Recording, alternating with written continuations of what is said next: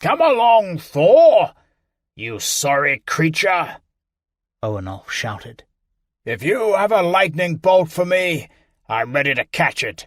Right here." He held his ass up to the sky as much as he could. Ornolf had trouble bending in the middle.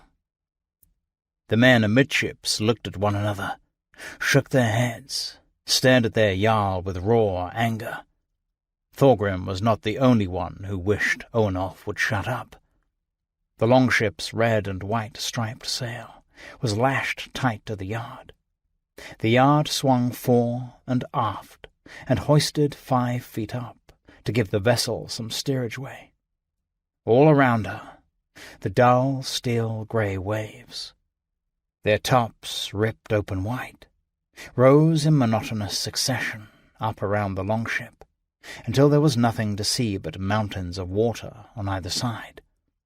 And then the seas would lift the ship up, and through the blowing spray and the torn clouds, they would catch a glimpse of the low green shores of Ireland, a few miles to windward.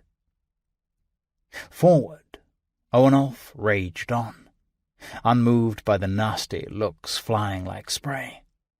One twist of the tiller, Thorgrim thought, and I could drive our bow into the sea, and sweep Ornolf away like swatting a fly. But of course he would never do such a thing. He was Ornolf's herdman. Ornolf was his father-in-law. "Harald!" Thorgrim shouted to his son, and then, louder, to be heard over the wind, "Harald!" Young Harald looked up, squinting into the spray. His cheeks were bright red, and he was smiling.